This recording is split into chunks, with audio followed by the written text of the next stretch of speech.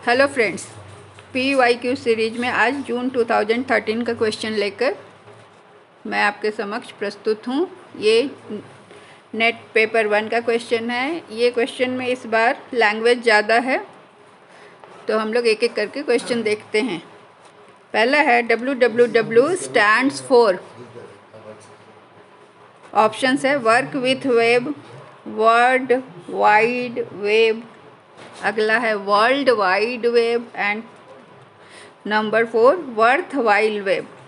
तो इसमें कौन सा आंसर सही होगा ये आपको बताना है। तो इसका आंसर होगा world wide web. World wide नहीं, दो बी नहीं, सी इसका आंसर होगा सी।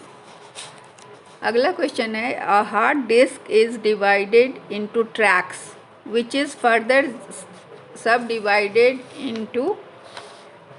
अब ये बताना है कि किस चीज़ में। फिर एक तो पहला डिवीज़न हुआ ट्रैक्स में, ठीक है, और उसके बाद वो फिर डिवाइड होता है। ट्रैक में डिवाइड होने के बाद फिर किस में डिवाइड होता है, फिर सब डिवाइड। तो इसका आंसर देना है clusters, sectors, vectors and heads. तो वेक्टर क्या है, वो मैग्नीट्यूड है। मैग्नीट्यूड और डिस्क्रीट दोनों को देखता है, लेकिन जो सेक्टर्स है वो लोकेशन ऑफ सेक्टर्स में पहले वो डिवाइड होता है ट्रैक्स में, उसके बाद फिर सेक्टर्स में डिवाइड होता है ताकि हमें हार्ड डिस्क का लोकेशन पता चल सके। तो इसका आंसर होगा सेक्टर्स। अगला क्वेश्चन है a computer program that translates A program statement by statement. पहला क्या है कि प्रोग्राम स्टेटमेंट को फिर स्टेटमेंट में डिवाइड करता है, ट्रांसलेट करता है by statement into machine language. Machine language में जब ट्रांसलेट करता है तो उसको क्या कहते हैं, तो कंपाइलर क्या होता है, program that converts instruction into machine code. ये ट्रांसलेट नहीं करता है बल्कि कन्वर्ट करता है इंस्ट्रक्शन को मशीन के कोड में। सिमुलेटर क्या होता है, ये पैटर्न होता है। ट्रांसलेटर तो ट्रांसलेट करता है, लेकिन यहाँ क्या है, स्टेटमेंट को, प्रोग्राम स्टेटमेंट को मशीन लैंग्वेज में लाता है, उसे हम इंटरप्रेटर कहते हैं। A gigabyte is equal to, 1 gigabyte में 1024 मेगाबाइट, 1024 किलोबाइट, 1024 टेराबाइट, 1024 बाइट्स। तो इसका आंसर होगा 1024 मेगाबाइट। अगला क्वेश्चन है कंप्यूटर से ही। A compiler is a software which converts. Compiler किस चीज़ को कन्वर्ट करता है, मैंने पहले ही बताया था कि वो क्या करता है, इंस्ट्रक्शन को मशीन कोड में कन्वर्ट करता है। तो कैरेक्टर्स टू बिट्स नहीं, high level language to machine language. हम लोग ऊपर पहला क्वेश्चन भी इससे मिलता जुलता है, इसलिए इसका आंसर यही होगा, high level language to machine language में करता है। Machine language to high level language नहीं, हाई लेवल लैंग्वेज को मशीन लेवल लैंग्वेज में कंपाइलर कन्वर्ट करता है। अगला क्वेश्चन है virtual memory is. Virtual memory क्या है, एक ऑपरेटिंग सिस्टम का फीचर है जो कि एक्स्ट्रा मेमोरी को क्या करता है, डिस्क मतलब फिजिकल एक्स्ट्रा मेमोरी को फिजिकल डिस्क के द्वारा यूज करने के लिए करने का ऑप्शन देता है। 6 का आंसर है an extremely large main memory नहीं, an extremely large secondary memory नहीं। ये क्या है, an illusion of extremely large main memory, मतलब बहुत सारा मेमोरी को यूज करने, फिजिकल मेमोरी को डिस्क के द्वारा यूज करने में मदद करता है, इसे हम वर्चुअल मेमोरी कहते हैं। अगला है question the phrase the tragedy of Commons is in the context of. Tragedy of Commons क्या होता है, सामान्य व्यक्तियों का जो दुख होता है वो किस कॉन्टेक्स्ट में होता है। तो क्या होता है कि बहुत सारे रिसोर्सेज ऐसे होते हैं जिसको कि पब्लिक बहुत सारे पब्लिक मिल के यूज़ करते हैं, जैसे कि फ़िशिंग करने जाते तो मछलियाँ, कोई भी जाके मछलियाँ पकड़ सकता है, या जंगल से लकड़ियाँ ला सकता है, जंगल के फल ला सकता है, कुछ वो पब्लिक प्लेस होता है, पब्लिक के लिए यूज के लिए होता है, और उसमें किसी एक व्यक्ति का हक नहीं होता, इसलिए सब जाते हैं। तो उसमें क्या होता है कि यूज करते करते वो रिसोर्स को डिप्लीट कर देते हैं, और फिर वो क्या होता है, वो किसी के लिए नहीं बचता है। तो इसे ही ट्रेजेडी ऑफ कॉमन्स कहते हैं। तो इसका आंसर क्या होगा? Tragic event related to damage caused by release of poisonous gases. नहीं, पॉइजनस गैस के रिलीज होने से नहीं होता है। Tragic condition of poor people, ये भी नहीं है, बल्कि क्या है? Degradation of renewable free access resources. उनको फ्री एक्सेस होता है, वहाँ से वो सब लोग जाके ले सकते हैं, तो ओवर यूज करके वो उसको ख़त्म करते हैं, तो उससे उनके लिए वो ट्रेजेडी ऑफ कॉमन्स बन जाता है कि सबको कमी हो जाती है। Kyoto protocol is related to. Kyoto protocol हम जान रहे हैं कि ये क्लाइमेट से रिलेटेड है, और ये यहाँ वेटलैंड से ozone depletion, hazardous waste, wetlands and fertilizers, तो ये वेटलैंड से रिलेटेड है। अगला क्वेश्चन है, the blackboard can be utilized best by teacher for. किस चीज़ के लिए ब्लैक बोर्ड का बेस्ट यूज हो सकता है? Putting the matter of teaching in black and white, no.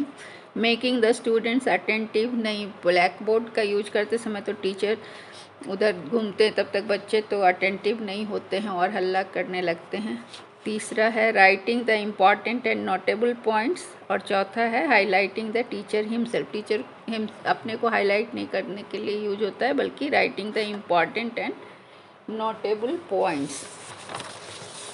अगला क्वेश्चन है, at the primary school stage most of the teachers should be women because they. Primary level पर महिलाओं को शिक्षिका बनाकर नियुक्त करना चाहिए, क्यों? क्योंकि प्राइमरी में बच्चे बहुत छोटे होते हैं, और छोटे बच्चों का केयर वेमेन अच्छे से कर सकती हैं। तो because they can teach children better than man, नहीं। No basic contents better than man.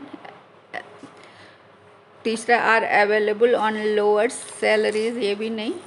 इसका आंसर होगा डी, कि can deal with children with love and affection. अगला क्वेश्चन है, which one is the highest order of learning.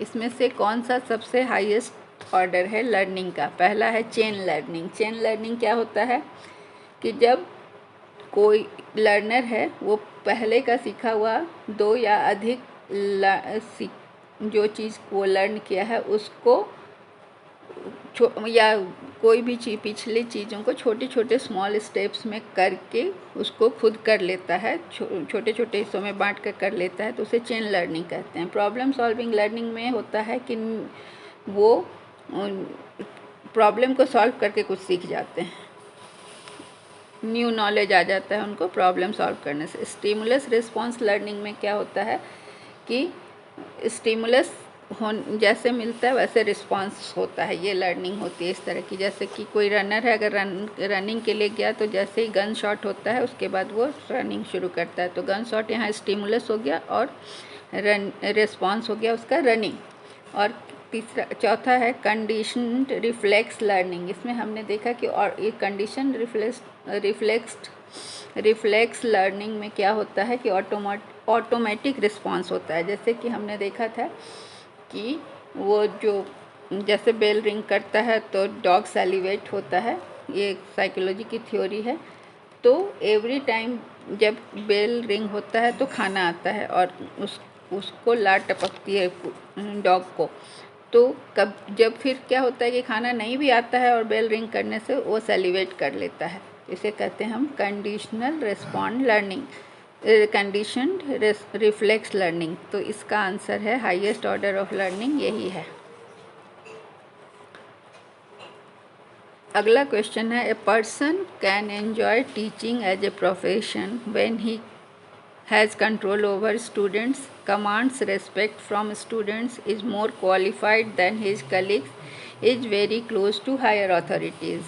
तो इसमें क्या है कि ये चारों में सबसे सही ऑप्शन सेकेंड लग रहा है, कमांड्स रेस्पेक्ट फ्रॉम स्टूडेंट्स। अगला क्वेश्चन है, the diagram speaks more than 1000 words. The statement means that teachers should use diagrams in teaching, speak more and more in the class, use teaching aids in the class, not speak too much in the class। इसमें होगा कि teaching ads का प्रयोग करना चाहिए ताकि बच्चों को लर्निंग जो पढ़ाया जा रहा है वो अगर टीचिंग एड में दिखा भी दिया जाए तो लर्निंग ज़्यादा स्ट्रॉन्ग हो जाता है। अगला क्वेश्चन है, ए रिसर्च पेपर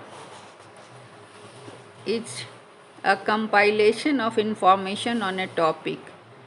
अगला है इसका option, contains original research as deemed by the author. तीसरा है, contains peer reviewed original research और evaluation of research conducted by others, can be published in more than one journal. तो research paper जो होता है वो पीयर रिव्यूड, क्योंकि research paper लिखने वाला खुद विद्वान होता है, फिर दूसरे विद्वानों के द्वारा उसको रिव्यू किया जाता है या इवेल्युएशन किया जाता है, तब वो रिसर्च पेपर सही मतलब रियल सेंस में होता है, इसलिए इसका आंसर होगा सी। अगला क्वेश्चन है, which of the following belongs to the category of good research ethics. Research में एथिक्स बहुत ज़रूरी है, तो क्या है कि publishing the same paper in 2 research journals without telling the editor. Editor को बिना बताए चुपचाप से अगर हम एक ही पेपर को 2 जगह छपवा दे तो ये एथिक्स नहीं है। दूसरा, conducting a review of the literature that acknowledge that contributions of other people in the relevant field और रेलिवेंट प्रायर वर्क। तो ये सही है कि रिव्यू ऑफ द लिटरेचर जो कि ऐसा एक्नॉलेज करे कि इसके पहले जो काम हुआ है। फिर तीसरा है, trimming outliers from A data set without discussing your reason A research paper. मतलब इसमें क्या है कि एक्सट्रीम वैल्यू को हम पहले ही हटा दिए अपने मन से बिना रीज़न के, तो ये गलत है। Including a colleague as an author on a research paper in return for favour even though colleagues did not make serious contribution, ये भी एथिक्स के खिलाफ है। तो इसका आंसर होगा conducting a review of literature that acknowledges the contribution of other people in the relevant field or relevant prior work। अगला question है, which of the following sampling method is not based on probability। तो simple random sampling probability method है, stratified sampling probability method है, Kota sampling probability method नहीं है, cluster sampling भी probability method है। तो आप मेरा सैम्पलिंग का वीडियो देखेंगे यूट्यूब पे, उसमें सैम्पलिंग बहुत क्लियर है, उसको आप पढ़ेंगे तो आपका सारा चीज़ क्लियर हो जाएगा। इसका आंसर होगा कोटा सैम्पलिंग। वर्कशॉप इज, ये पहले भी आ चुका है, ये सैम्पलिंग का भी पहले आ चुका है। तो वर्कशॉप क्या है? वर्कशॉप एक conference for discussion on a topic नहीं, a meeting for discussion on a topic नहीं, ए क्लास और ए कॉलेज और university in which teacher and students discuss topic नहीं। यहाँ टॉपिक का डिस्कशन नहीं होता है। यहाँ पर क्या होता है कि a brief intensive course for a small group emphasising the development of skill और technique for solving a specific problem. यहाँ पर स्किल सिखाया जाता है, हैंड एंड मोटर का कोऑर्डिनेशन सिखाया जाता है। तो इसका आंसर यही होगा। वर्कशॉप में बताया जाता है, फिर करवाया जाता है। A working hypothesis is a proven hypothesis for an argument not required to be tested, a provisionally accepted hypothesis for further research, a scientific theory. तो इसका आंसर होगा, वर्किंग हाइपोथेसिस क्या होता है कि एक प्रोविजनली एक्सेप्टेड हाइपोथेसिस होता है जिस पे और रिसर्च किया जाता है। अगला क्वेश्चन है, classroom communication of a teacher rest on the principle of, ये भी क्वेश्चन पहले आ चुका है, 1-2 साल पहले ही के क्वेश्चन में है। इन्फोटेनमेंट, जिसमें इंफॉर्मेशन और इंटरटेनमेंट दोनों होता है। एडुटेनमेंट, इसमें क्या होता है कि वीडियो और ऑडियो ये सबसे एजुकेशन के साथ साथ इंटरटेनमेंट होता है। और इंटरटेनमेंट तो केवल एन्जॉयमेंट होता है और एनलाइटनमेंट तो ज्ञान और स्पिरिचुअल चीज़ है। तो यहाँ पर होगा कि एडुटेनमेंट। इसका आंसर होगा, पहले भी इसको हमने किया था। अगला क्वेश्चन है, in the process of communication which one of the following is in the chronological order. इस कम्युनिकेशन में कौन सा क्रोनोलॉजिकल ऑर्डर में है? पहले क्या, communicator, medium, receiver, effect, message. नहीं, medium, communicator, message, receiver, effect, ये भी नहीं होगा। इसका है कम्युनिकेटर, फिर मैसेज देगा, मैसेज एक मीडियम से जाएगा जो रिसीवर के पास जाएगा, फिर रिसीवर को उसका इफेक्ट आएगा। तो इसका आंसर ये होगा, message, communicator, medium, receiver, effect भी नहीं होगा। सबसे पहले कम्युनिकेटर का काम है कम्युनिकेट करेगा, उसके बाद मैसेज होगा, मैसेज किसी मीडियम से रिसीवर तक पहुंचेगा, फिर उसका इफेक्ट दिखेगा। Bengal gazette, the first newspaper in India was started in 1780 by doctor Annie Besant, James Augustus Hicky, lord Cripson, A.O. Hume. इसका आंसर है जेम्स ऑगस्टस हिकी। अगला क्वेश्चन है, press censorship in India was impose during the tenure of prime minister. Emergency कब लगा था? इसका answer तो सबको पता होना चाहिए। इसका आंसर होगा इंदिरा गांधी के समय, उसी समय प्रेस सेंसरशिप भी लगा था। अगला क्वेश्चन है, communication via new media such as computer, teleshopping, internet and mobile telephony is termed as entertainment, interactive communication, development communication और communitarian। तो इसमें क्या होगा? इसका आंसर होगा interactive communication, क्योंकि हम इसको इंटरैक्ट करते हैं और इसके ज़रिए हम अपना काम करते हैं। अगला क्वेश्चन है जो कि लास्ट क्वेश्चन है, dash is important when a teacher communicates with his student. Sympathy, empathy, apathy and antipathy. तो इसमें सिंपैथी, सहानुभूति की ज़रूरत नहीं, अपैथी में मतलब कोई ध्यान नहीं देना, एम्पैथी सबसे इम्पॉर्टेंट है। एम्पैथी क्या होता है कि जब आप किसी बच्चे को ट्रीट करते हैं, उसके साथ अगर गलत ट्रीट करते हैं तो खुद को आप रख के वहाँ सोचिए कि आपको कैसा लगेगा, या आपके बच्चे के साथ ऐसा होगा तो कैसा लगेगा। तो वो फीलिंग जब आती है तो आप बच्चे के साथ वैसा ट्रीट नहीं करते, इसलिए टीचर का कम्युनिकेशन में एम्पैथी होना बहुत ज़रूरी है। तो ये हो गया, थैंक यू।